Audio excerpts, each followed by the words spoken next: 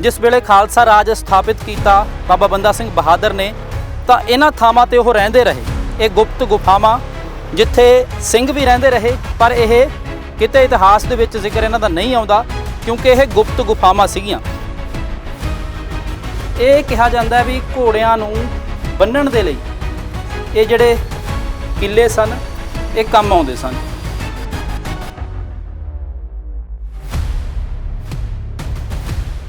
ਉਹਨਾਂ ਨੂੰ ਕਿੱਦਾਂ ਪਤਾ ਲੱਗੇ ਵੀ ਇੱਥੇ ਗੁਫਾਵਾਂ ਨੇ? ਉਹਨਾਂ ਨੂੰ ਕਿੱਥੋਂ ਉਹਨਾਂ ਨੂੰ ਹੁਕਮ ਹੋਇਆ ਸੀ ਮਹਾਰਾਜ ਦਾ, ਉੱਥੋਂ ਆ ਕੇ ਉਹਨਾਂ ਨੇ ਸਭ ਪਿੰਡ ਆ ਕੇ ਪਤਾ ਕੀਤਾ। ਇਲਹਾਮ ਹੋਇਆ ਉਹਨਾਂ ਨੂੰ? ਹਾਂਜੀ, ਇੱਥੇ ਪਿੰਡ ਆ ਕੇ ਪਤਾ ਕੀਤਾ ਇੱਥੇ ਕੋਈ ਗੁਫਾ ਵੀ ਹੈਗੀ ਹੈ ਜੀ। ਇਹ ਕਿਸੇ ਨੇ ਇਹਨਾਂ ਨੇ ਪਿੰਡ ਵਾਲੇ ਨੇ ਦੱਸਿਆ ਜੀ ਗੁਫਾ ਤਾਂ ਹੈਗੀ ਹੈ ਜੰਗਲ ਦੇ ਵਿੱਚ, ਉੱਥੇ ਕੋਈ ਜਾਂਦਾ ਨਹੀਂ ਕੋਈ ਆਉਂਦਾ ਨਹੀਂ। ਕਿੰਨੀਆਂ ਗੁਫਾਵਾਂ ਨੇ ਇੱਥੇ? ਇੱਥੇ 2 ਗੁਫਾਵਾਂ ਜੀ। ਇੱਕ ਆ ਵੱਡੀ ਹੈ ਪੱਕੀ ਜਿਹੜੀ ਵੱਡੀ ਗੁਫਾ ਵਾ ਉਹ 100 ਮੀਟਰ ਲੰਬੀ ਹੈ ਤੇ 40 ਫੁੱਟ ਉੱਚੀ ਹੈ। ਅੱਛਾ ਜੀ। ਹੁਣ ਤਾਂ ਗਿਰ ਕੇ ਮਿੱਟੀ ਗਿਰ ਗਈ ਹੈ, ਗੁਫਾ ਦੋਨੇ ਪਾਸੋਂ ਗਿਰ ਗਈ ਹੈ, ਹੁਣ ਤਾਂ ਘਟ ਗਈ ਹੈ। ਸੋ ਇਹ ਜਿਹੜੇ ਪੱਥਰ ਨੇ ਤੁਸੀਂ ਦੇਖ ਰਹੇ ਹੋ ਇਹ ਉਸੇ ਟਾਈਮ ਦੇ ਪੁਰਾਣੇ ਪੱਥਰ ਨੇ ਤੇ ਇਹ ਤੁਹਾਨੂੰ ਦਿਖਾ ਰਹੇ ਹਾਂ ਬਾਬਾ ਬੰਦਾ ਸਿੰਘ ਬਹਾਦਰ 350 ਸਾਲ ਪਹਿਲਾਂ ਦੀਆਂ ਜਿਹੜੀਆਂ ਇਸ ਸਥਾਨ ਤੇ ਮੌਜੂਦ ਨਿਸ਼ਾਨੀਆਂ ਨੇ। ਅਤੇ ਉੱਪਰ ਨਿਸ਼ਾਨ ਸਾਹਿਬ ਜਿਹੜਾ ਝੂਲ ਰਿਹਾ ਏ ਉੱਥੇ ਤੱਕ ਵੀ ਤੁਹਾਨੂੰ ਲੈ ਕੇ ਜਾਵਾਂਗੇ।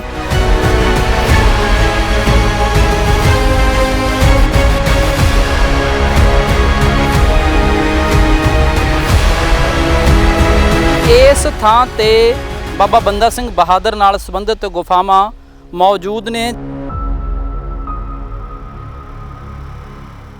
ਵਾਹਿਗੁਰੂ ਜੀ ਕਾ ਖਾਲਸਾ ਵਾਹਿਗੁਰੂ ਜੀ ਕੀ ਫਤਿਹ। ਮੈਂ ਹਾਂ ਰਣਬੀਰ ਸਿੰਘ ਰਾਣਾ ਤੇ ਅੱਜ ਤੁਹਾਨੂੰ ਦਰਸ਼ਨ ਦੀਦਾਰ ਕਰਵਾਵਾਂਗੇ ਬਾਬਾ ਬੰਦਾ ਸਿੰਘ ਬਹਾਦਰ ਦੀਆਂ ਗੁਪਤ ਗੁਫਾਵਾਂ ਦੇ ਤੇ ਤੁਹਾਨੂੰ ਦਿਖਾਵਾਂਗੇ ਕਿ ਕਿਵੇਂ ਸਿੰਘ ਇਸ ਥਾਂ ਤੇ ਠਹਿਰਦੇ ਸਨ ਅਤੇ ਕਿਵੇਂ ਬਾਬਾ ਬੰਦਾ ਸਿੰਘ ਬਹਾਦਰ ਨੇ ਜਦੋਂ ਖਾਲਸਾ ਰਾਜ ਦੀ ਸਥਾਪਨਾ ਕੀਤੀ ਤਾਂ ਇੱਥੇ ਗੁਪਤ ਗੁਫਾਵਾਂ ਦੇ ਵਿੱਚ ਰਹਿੰਦੇ ਰਹੇ। ਆਓ ਚੱਲਦੇ ਹਾਂ।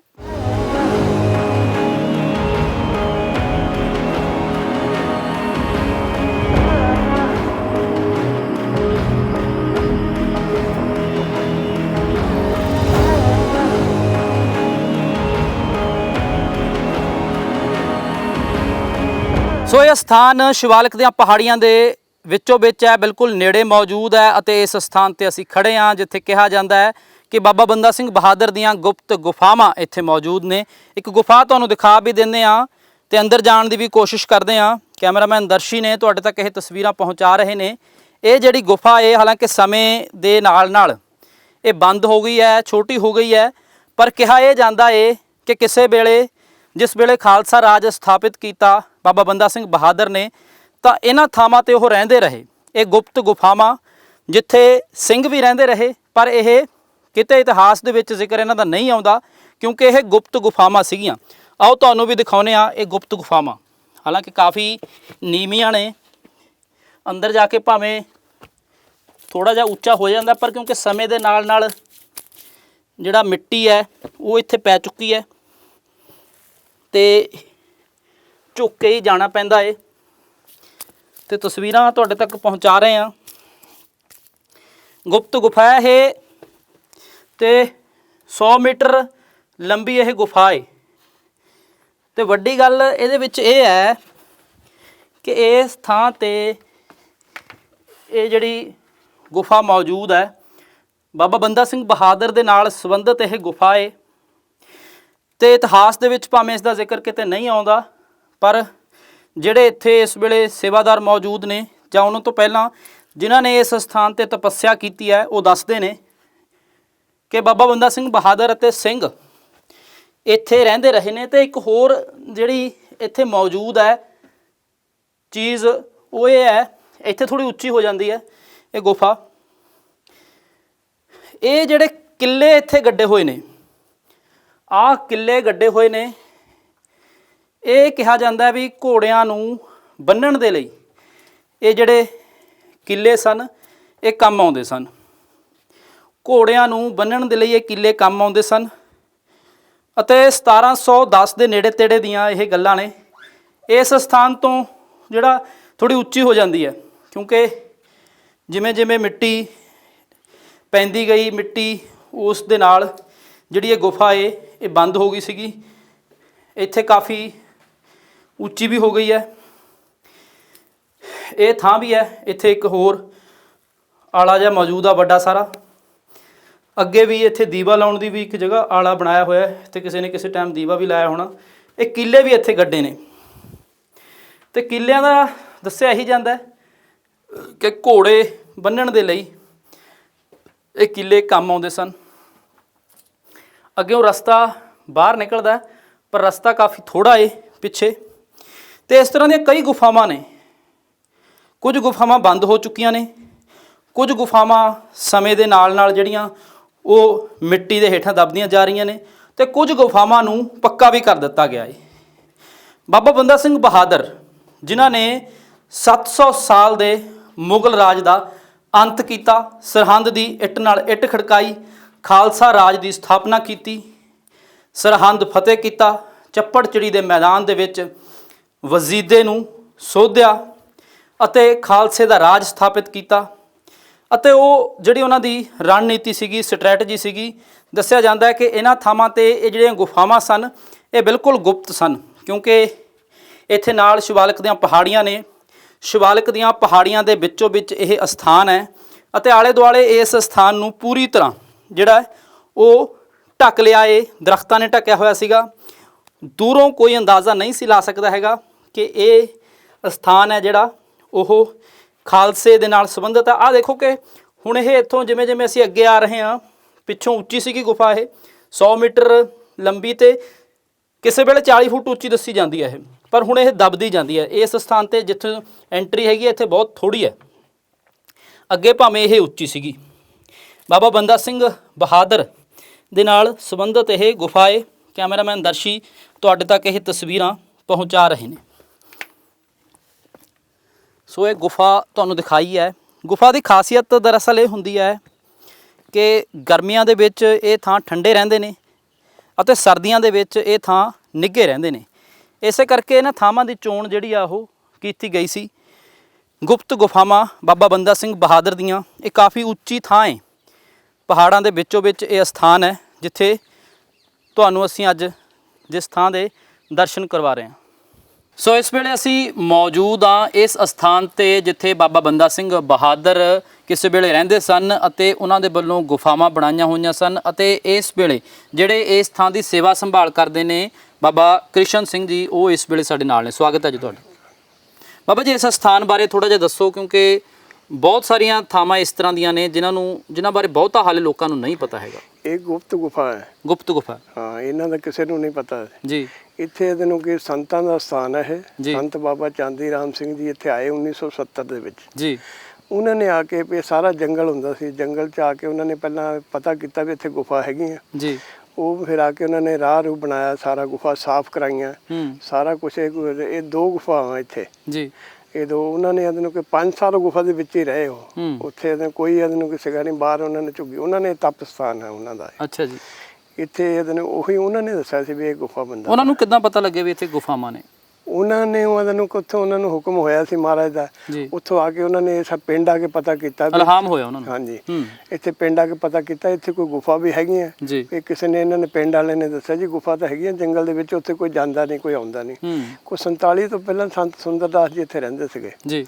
ਉਸ ਤੋਂ ਬਾਅਦ ਇਹਨੂੰ ਕਿ ਫਿਰ ਇਹ ਬਾਬਾ ਜੀ ਇਹਨੂੰ ਕਿ ਆਏ ਇੱਥੇ, ਇਹਨਾਂ ਨੇ ਫਿਰ ਆ ਕੇ ਇਹ ਸਾਰਾ ਸਾਫ਼ ਸੂਫ ਕਰਾਇਆ ਸਾਰੀ ਜਗ੍ਹਾ। ਫਿਰ ਗੁਫਾ ਦੇ ਵਿੱਚ ਰਹਿਣ ਲੱਗੇ, ਉੱਥੇ ਰਹੇ ਇਹਨੂੰ ਕਿ।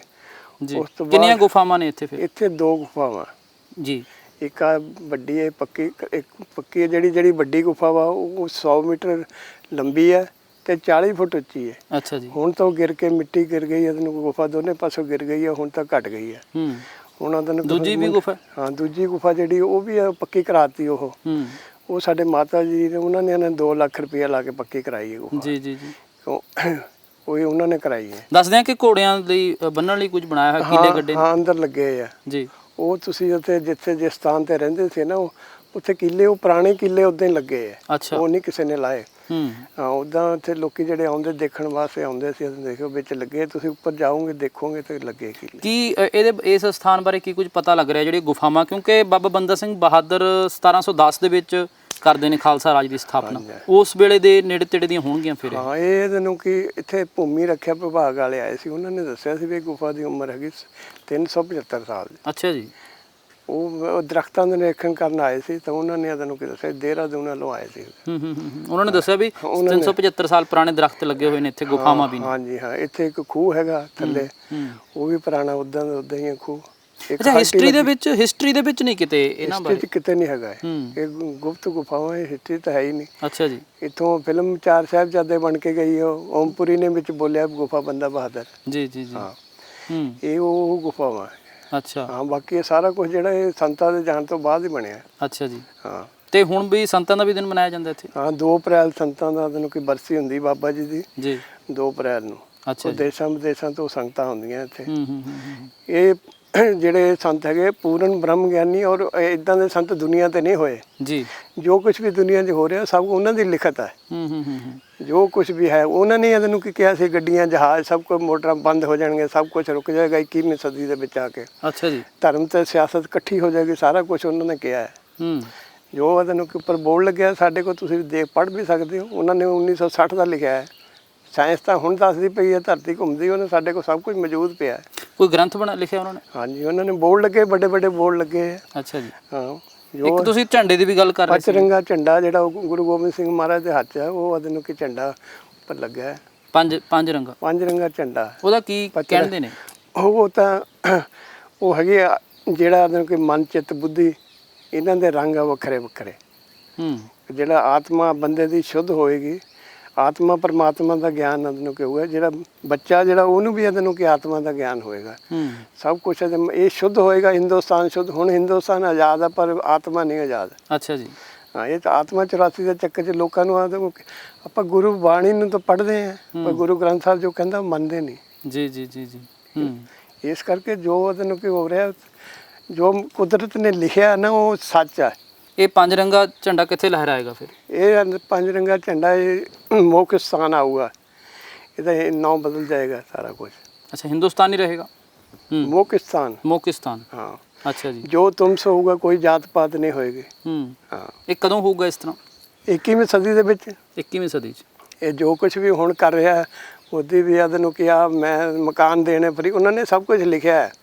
ਇਹ ਰਾਸ਼ਨ ਫਰੀ ਹੋਏਗਾ, ਇੱਕ ਮਾਮੂਲੀ ਜਿਹਾ ਬੰਦਾ ਹਿੰਦੁਸਤਾਨ ਦਾ ਪ੍ਰਧਾਨ ਮੰਤਰੀ ਬਣੇਗਾ। ਅੱਛਾ ਜੀ। ਰਾਸ਼ਟਰਪਤੀ ਜਿਹੜੀਆਂ ਗੱਡੀਆਂ ਦੀ ਲਾਈਟਾਂ ਲੂਟਾਂ ਉਤਰੀਆਂ, ਸਾਰਾ ਕੁਝ ਉਹਨਾਂ ਦੀ ਲਿਖਤ ਹੈ।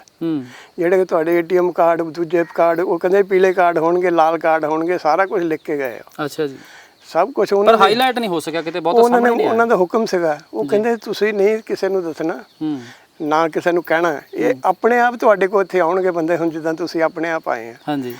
ਇਹ ਸਥਾਨ ਇਦਾਂ ਦਾ, ਤੁਹਾਡੇ ਮਨ 'ਚ ਮਾੜਾ ਜਿਹਾ ਵੀ ਫਰਕ ਹੋਊਗਾ ਨਾ, ਤੁਸੀਂ ਇੱਥੇ ਨਹੀਂ ਆ ਸਕਦੇ। ਅੱਛਾ ਜੀ। ਤੁਹਾਡੇ ਮਨ 'ਚ ਮਾੜਾ ਜਿਹਾ ਤੁਸੀਂ ਰਸਤੇ 'ਚ ਮੁੜ ਜਾਓਗੇ, ਗੱਡੀ ਵੀ ਖਰਾਬ ਹੋ ਜਾਊਗੀ, ਕੋਈ ਮਗਰ ਟੈਲੀਫੋਨ ਆ ਜਾਊਗਾ, ਇੱਦਾਂ ਇਹ ਉਹ ਸਥਾਨ ਹੈ ਤਪ ਸਥਾਨ। ਇੱਥੇ ਤੁਸੀਂ ਸੱਚੇ ਮਨ ਨਾਲ ਆਓਗੇ, ਦੁਨੀਆ ਦਾ ਹਰੇਕ ਕੰਮ ਤੁਹਾਡਾ ਪੂਰਾ ਹੋਊਗਾ। ਦੁੱਖ ਭੰਜਨ ਵੀ ਇਸ ਸਥਾਨ ਨੂੰ? ਹਾਂ, ਇਸ ਸਥਾਨ ਦਾ ਨਾਮ ਗੁਰਦੁਆਰਾ ਦੁੱਖ ਭੰਜਨ ਸਾਹਿਬ ਜੀ। ਉਹ ਕਹਿੰਦੇ ਸਭ ਦੇ ਦੁੱਖ ਕਰਦੇ, ਇਹਦੇ ਹੈਗੀ ਧੰਨ ਨੂਰ ਭਰਪੂਰ ਜੀ, ਸਾਰੇ ਦੁੱਖ ਦੂਰ ਜੀ, ਬ੍ਰਹਮ ਗਿਆਨ ਦੀ ਪੜ੍ਹਾਈ ਆਵੇ ਜ਼ਰੂਰ। ਇਹ ਉਹਨਾਂ ਦੇ ਬਾਬਾ ਜੀ ਦੇ ਬਚਨ ਹੈ। ਜਿਹੜਾ ਬੰਦਾ ਰੈਲ ਮਾਜਰੇ ਤੋਂ ਚੱਲ ਕੇ ਆਉਂਦਾ ਉਹਨੂੰ 100 ਯੱਗ ਦਾ ਪੁੰਨ ਮਿਲਦਾ। ਕਿਉਂ ਇਹ ਰੈਲ ਤੇ ਮਾਜਰਾ ਜਿਹੜੇ 2 ਪਿੰਡ ਆ, ਇਹ ਉਸ ਵੇਲੇ ਜਿਮ ਤੇ ਕੇਰ 2 ਪਿੰਡ ਸੀਗੇ ਜਿਹੜੇ ਉਦੋਂ ਗਰਕ ਹੋਏ। ਉਹੀ ਪਿੰਡ ਹੈ ਇਹ, ਉਹਨਾਂ ਦੋਨਾਂ ਪਿੰਡਾਂ ਦੀ ਇੱਕੋ ਸੜਕ ਹੈ, ਇਹਨਾਂ ਦੋਨਾਂ ਪਿੰਡਾਂ ਦੀ ਇੱਕੋ ਸੜਕ ਹੈ। ਜਿਮ ਤੇ ਕੇਰ ਕਿਹੜਾ ਪਿੰਡ ਸੀਗਾ? ਇੱਕ ਜਿਮ ਤੇ ਕੇਰ 2 ਉਸ ਵੇਲੇ ਤੈਨੂੰ ਕਿ ਜਦੋਂ ਬੰਦਾ ਬਹਾਦਰ ਦੇ ਟਾਈਮ ਤੇ ਪਿੰਡ ਸੀਗੇ 2 ਜਿਮ ਤੇ ਕੇਰ, ਉਹ ਪਿੰਡ ਗਰਕ ਹੋਏ ਸੀ ਉਦੋਂ। ਅੱਛਾ। ਉਸੇ ਦਿਨੋਂ ਕਿਸਾਨ ਇਹ 2 ਪਿੰਡ ਹੈ ਰੈਲ ਤੇ। ਇਹ ਸ਼ਿਵਾਲਿਕ ਦੀਆਂ ਪਹਾੜੀਆਂ ਹੈ। ਅੱਛਾ ਜੀ। ਇਹ ਹੈ ਸ਼ਿਵਾਲਿਕ ਦੀਆਂ ਪਹਾੜੀਆਂ। ਇਸ ਸਥਾਨ ਤੇ ਫਿਰ ਸਿੰਘ ਰਹਿੰਦੇ ਸੀਗੇ, ਬਾਬਾ ਬੰਦਾ ਸਿੰਘ ਬਹਾਦਰ ਰਹਿੰਦੇ ਰਹੇ? ਨਾ ਸੀ ਇਹਦੇ ਨੂੰ ਕਿ ਦੇਖੇ ਤੇ ਨਾ ਇਹਦੇ ਨੂੰ ਕਿ ਸਾਨੂੰ। ਇਹ ਪਹਿਲਾਂ ਸਾਡੇ ਤੋਂ ਪਹਿਲਾਂ ਹਜ਼ਾਰਾਂ ਸਾਲ ਪਹਿਲਾਂ ਪਤਾ ਨਹੀਂ ਕੌਣ ਸੀਗਾ। ਜੀ ਜੀ ਜੀ। ਇਹ ਨਹੀਂ ਇਸ ਚੀਜ਼ ਨਹੀਂ, ਪਰ ਇਹ ਮੰਨਿਆ ਜਾਂਦਾ ਵੀ ਜਿਹੜੀ ਗੁਫਾਵਾਂ ਨੇ ਵੀ ਇਹ ਬਾਬਾ ਬੰਦਾ ਸਿੰਘ ਬਹਾਦਰ ਨਾਲ ਸੰਬੰਧਿਤ ਨੇ। ਹਾਂ, ਕਿਉਂ ਨਾ ਅਸੀਂ, ਨਾ ਤੁਸੀਂ ਸੀਗੇ ਨਾ ਅਸੀਂ ਸੀਗੇ। ਜੀ ਜੀ ਜੀ। ਇਸ ਕਰਕੇ ਉਹਨਾਂ ਦਾ ਇਹਨੂੰ ਕਿ ਪਹਿਲਾਂ ਦਾ ਕਿਤੇ ਹੋਰ ਕਿਤਾਬ 'ਚ ਜ਼ਿਕਰ ਨਹੀਂ ਹੈਗਾ ਇਹਦੇ ਬਾਰੇ? ਕਿਤੇ ਹੋਰ ਗੁਫਾ ਦਾ ਕਿਤੇ ਵੀ ਕਿਤੇ ਜ਼ਿਕਰ ਨਹੀਂ। ਇਹ ਗੁਪਤ ਗੁਫਾ ਹੈ, ਇਹਨਾਂ ਦਾ ਕੋਈ ਜ਼ਿਕਰ ਨਹੀਂ ਕਿਤੇ ਵੀ। ਹਾਂ। ਅੱਛਾ, ਇਹ ਗੁਫਾਵਾਂ ਹੀ ਸੀਗੀਆਂ ਬਸ? ਹਾਂ, ਗੁਫਾਵਾਂ ਹੀ ਸੀਗੀਆਂ। ਹੋਰ ਕੋਈ ਨਿਸ਼ਾਨ ਇੱਥੇ ਕੀ ਕੀ ਹੈਗਾ? ਕੋਈ ਜਿਵੇਂ ਤੁਸੀਂ ਦੱਸਦੇ ਖੂਹ ਹੈ, ਹੋਰ ਕੀ ਕੀ? ਖੂਹ ਹੈਗਾ ਬਸ, ਆ ਗੁਫਾਵਾਂ ਬਸ, ਹੋਰ ਤਾਂ ਕੁਛ ਨਹੀਂ ਹੈ। ਅੱਛਾ। ਜਾਂ ਉੱਪਰ ਇਹਨੂੰ ਕਿ ਗੁਰੂ ਗ੍ਰੰਥ ਸਾਹਿਬ ਦਾ ਪ੍ਰਕਾਸ਼ ਹੈਗਾ? ਗੁਰੂ ਗ੍ਰੰਥ ਸਾਹਿਬ ਦਾ ਪ੍ਰਕਾਸ਼ ਗੁਰਦੁਆਰਾ ਸਾਹਿਬ ਹੈਗਾ। ਜੀ ਜੀ ਜੀ। ਫਿਰ ਦੂਜੀ ਉੱਪਰ ਇਹਨੂੰ ਕਿ ਨਿਸ਼ਾਨ ਸਾਹਿਬ ਜਿਹੜਾ ਲੱਗਿਆ, ਪ੍ਰਾਚੀਨ ਇਹਨੂੰ ਕਿ ਜਗ੍ਹਾ ਉਹ। ਜੀ ਜੀ ਜੀ। ਹਾਂ, ਇਹ ਉੱਚਾ ਹੈ ਸਥਾਨ ਬਾਕੀ ਥਾਵਾਂ ਨਾਲੋਂ, ਸ਼ਿਵਾਲਿਕ ਦੀਆਂ ਪਹਾੜੀਆਂ। ਹਾਂ, ਬਹੁਤ ਉੱਚਾ ਹੈ, ਰਮਣੀਕ ਹੈ ਬਹੁਤ, ਇੱਥੇ ਠੰਡਕ ਵੀ ਮਹਿਸੂਸ ਹੋ ਰਹੀ ਹੈ। ਹਾਂ ਬਿਲਕੁਲ, ਇੱਥੇ ਸੁੱਖ ਸ਼ਾਂਤੀ ਇਹਨੂੰ ਕਿ ਮਿਲਦੀ ਹੈ, ਸ਼ਾਂਤੀ ਹੈ। ਚਲੋ ਇਹ ਅਸਥਾਨ ਹੈ ਜਿਹੜੇ ਬਾਰੇ ਤੁਹਾਨੂੰ ਦੱਸ ਰਹੇ ਹਾਂ, ਤੁਹਾਨੂੰ ਦਿਖਾ ਵੀ ਰਹੇ ਹਾਂ ਪੂਰਨ ਤੌਰ ਤੇ। ਇਸ ਅਸਥਾਨ ਦੇ ਤੁਹਾਨੂੰ ਦਰਸ਼ਨ ਕਰਵਾਉਣ ਦੇ ਲਈ ਅੱਜ ਇੱਥੇ ਅਸੀਂ ਪਹੁੰਚੇ ਹੋਏ ਹਾਂ।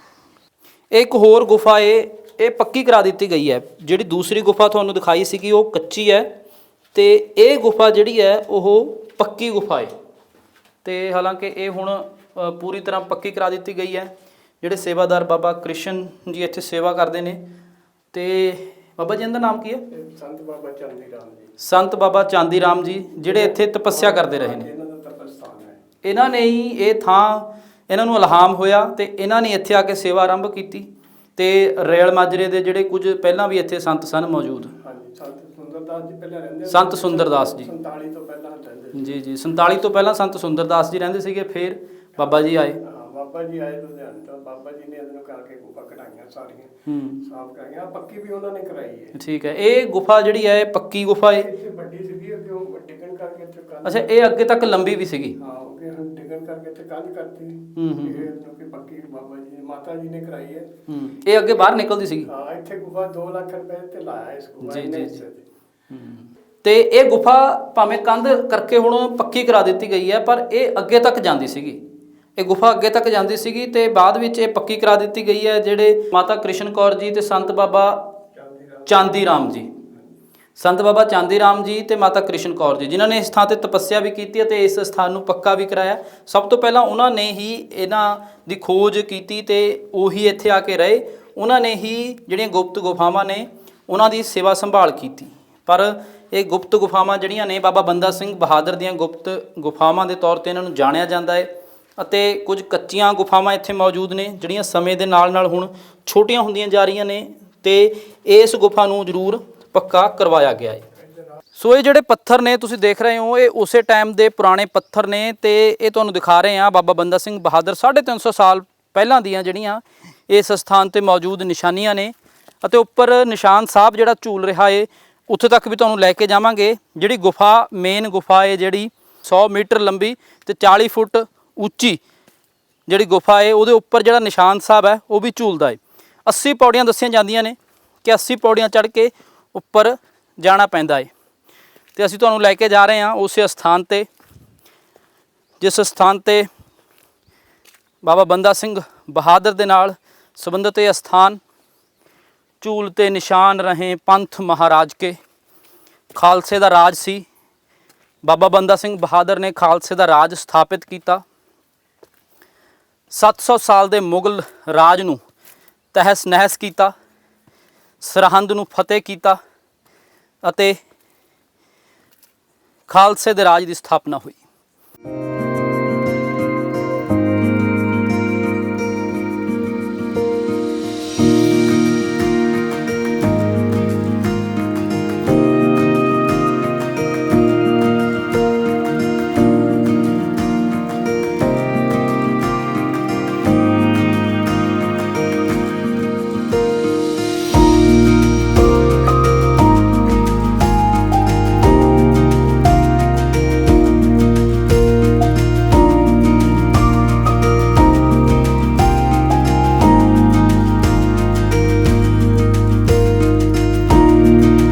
ਇਸ ਸਥਾਨ ਤੇ ਬ੍ਰਹਮ ਗਿਆਨੀ ਸੰਤ ਚਾਂਦੀ ਰਾਮ ਸਿੰਘ ਜੀ ਬੇਦੀ ਦੇ ਵੱਲੋਂ ਅਤੇ ਬ੍ਰਹਮ ਗਿਆਨੀ ਮਾਤਾ ਕ੍ਰਿਸ਼ਨਾ ਕੌਰ ਜੀ ਬੇਦੀ ਦੇ ਵੱਲੋਂ ਤਪੱਸਿਆ ਕੀਤੀ ਗਈ।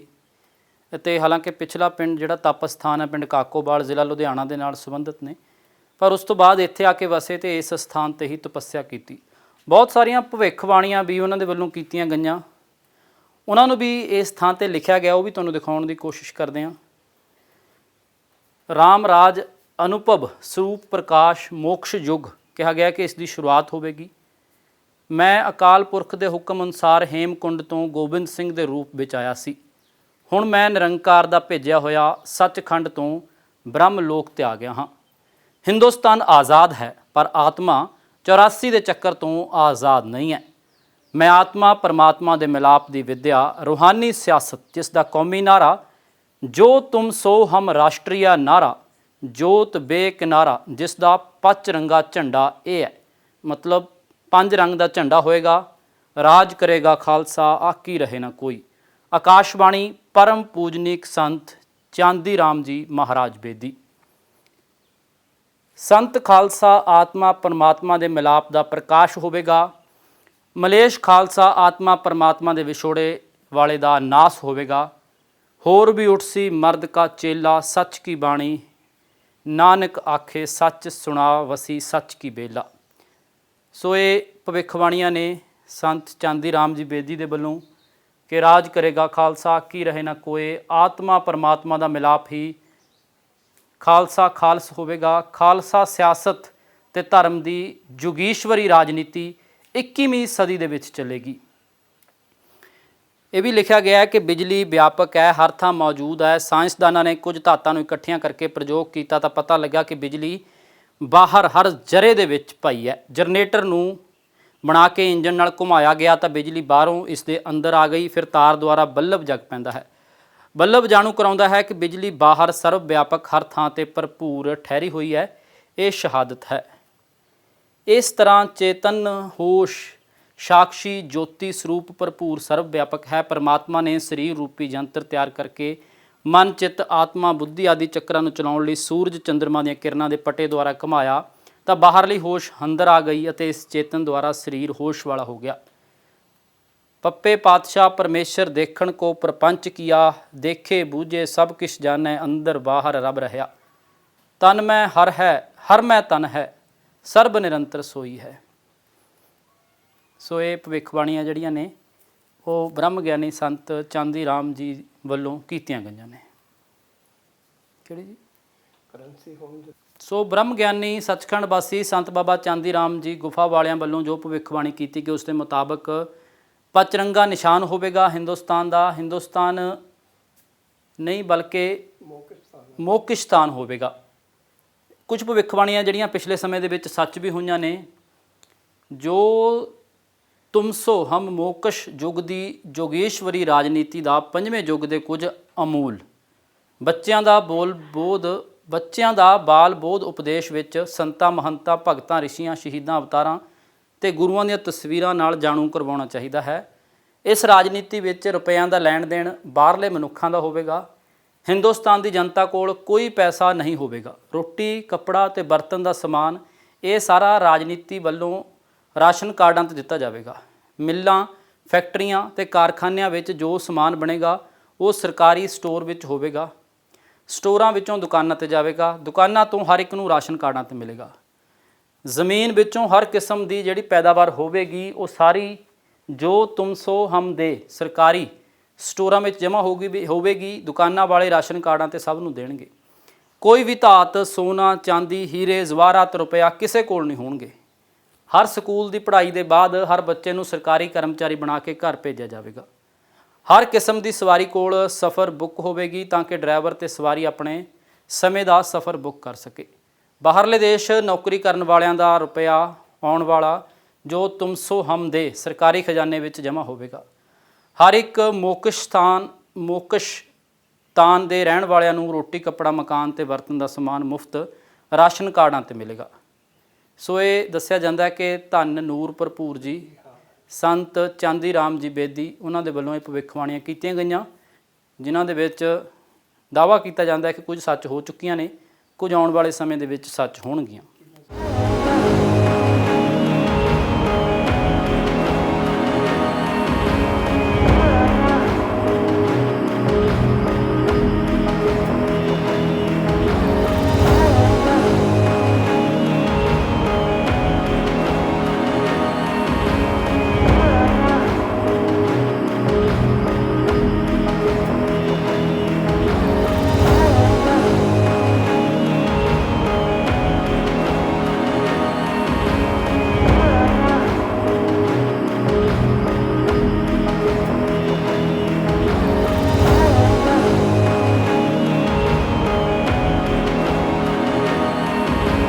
ਸੋ ਇਸ ਅਸਥਾਨ ਤੇ ਅਸੀਂ ਖੜੇ ਹਾਂ। ਸ਼ਿਵਾਲਿਕ ਦੀਆਂ ਪਹਾੜੀਆਂ ਦੇ ਵਿੱਚੋਂ ਵਿੱਚ ਇਹ ਅਸਥਾਨ ਹੈ ਅਤੇ ਕਿਸੇ ਵੇਲੇ ਇੱਥੇ ਬਹੁਤ ਸੰਘਣਾ ਜੰਗਲ ਹੁੰਦਾ ਸੀਗਾ।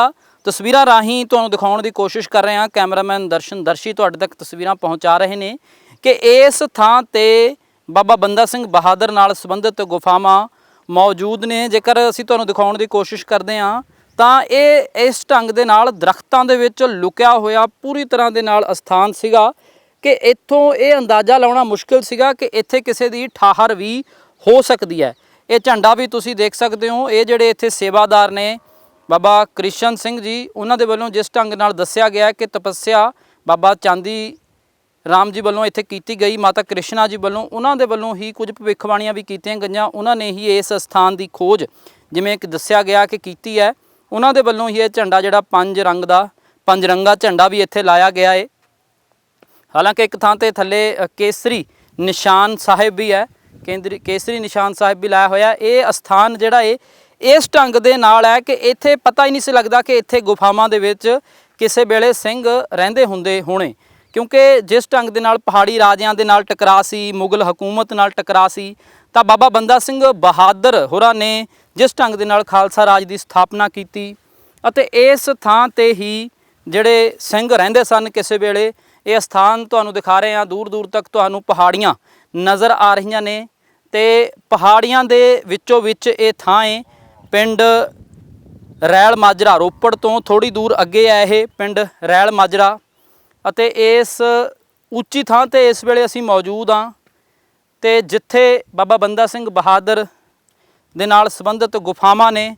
ਕੁਝ ਗੁਫਾਵਾਂ ਭਾਵੇਂ ਬੰਦ ਹੋ ਗਈਆਂ ਨੇ। ਇਸ ਢੰਗ ਦੇ ਨਾਲ ਇਹ ਥਾਂ ਹੈਗੀ ਹੈ ਕਿ ਦਰਖਤਾਂ ਦੇ ਹੇਠਾਂ ਇਹ ਥਾਂ ਹੈ ਤੇ ਇਸ ਥਾਂ ਦਾ ਪਤਾ ਹੀ ਨਹੀਂ ਲੱਗਦਾ ਕਿ ਇੱਥੇ ਕੋਈ ਰਹਿੰਦਾ ਵੀ ਹੋਣਾ, ਕਿਉਂਕਿ ਜਦੋਂ ਅੱਜ ਤੋਂ ਤਕਰੀਬਨ 1710 ਦੀ ਇਹ ਗੱਲ ਹੈ ਤੇ 310 ਸਾਲ ਪਹਿਲਾਂ ਦੀ ਕਰੀਬ ਗੱਲ ਹੈ। 300 ਸਾਲ ਪਹਿਲਾਂ ਦੀ ਇਹ ਪੁਰਾਣੀ ਗੱਲ ਹੈ, 310 ਸਾਲ ਦੇ ਕਰੀਬ, ਕਿਉਂਕਿ 2020 ਚੱਲਦਾ, 1710 ਦੇ ਕਰੀਬ ਦੀ ਗੱਲ ਹੈ ਜਦੋਂ ਮੁਗਲ ਰਾਜ ਦਾ ਖਾਤਮਾ ਕੀਤਾ। ਬਾਬਾ ਬੰਦਾ ਸਿੰਘ ਬਹਾਦਰ ਨੇ ਸਿੱਖ ਰਾਜ ਦੀ ਸਥਾਪਨਾ ਕੀਤੀ, ਖਾਲਸਾ ਰਾਜ ਦੀ ਸਥਾਪਨਾ ਕੀਤੀ। ਛੋਟੇ ਸਾਹਿਬਜ਼ਾਦੇ ਬਾਬਾ ਜ਼ੋਰਾਵਰ ਸਿੰਘ, ਬਾਬਾ ਫਤਿਹ ਸਿੰਘ ਨੂੰ ਨੀਹਾਂ ਦੇ ਵਿੱਚ ਚਿਣ ਕੇ ਸ਼ਹੀਦ ਕਰ ਦਿੱਤਾ ਗਿਆ ਸੀ।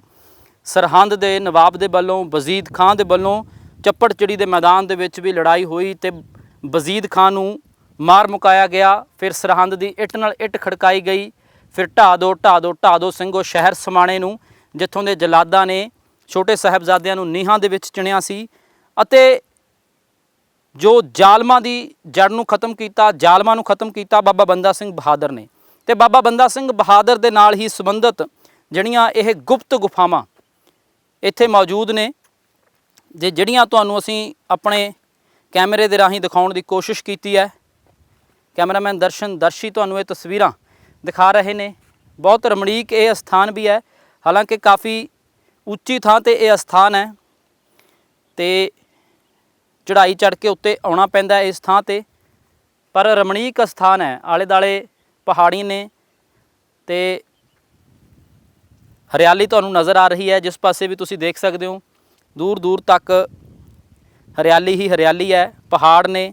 ਟੈਂਪਰੇਚਰ ਵੀ ਇੱਥੇ ਘੱਟ ਹੈ, ਧੁੱਪ ਭਾਵੇਂ ਹੈਗੀ ਹੈ, ਗਰਮੀ ਦਾ ਮੌਸਮ ਹੈ, ਪਰ ਇਸ ਦੇ ਬਾਵਜੂਦ ਉਨੀ ਗਰਮੀ ਇੱਥੇ ਮਹਿਸੂਸ ਨਹੀਂ ਹੁੰਦੀ, ਠੰਡਕ ਮਹਿਸੂਸ ਹੁੰਦੀ ਹੈ। ਤੇ ਗੁਫਾਵਾਂ ਤੁਹਾਨੂੰ ਦਿਖਾਈਆਂ ਨੇ। ਤੁਹਾਨੂੰ ਵੀ ਕਿਸੇ ਵੇਲੇ ਮੌਕਾ ਮਿਲੇ ਇਸ ਥਾਂ ਤੇ ਆਉਣ ਦਾ ਤਾਂ ਰੋਪੜ ਤੋਂ ਥੋੜ੍ਹੀ ਅੱਗੇ ਇਹ ਪਿੰਡ ਹੈ ਰੈਲ ਮਾਜਰਾ।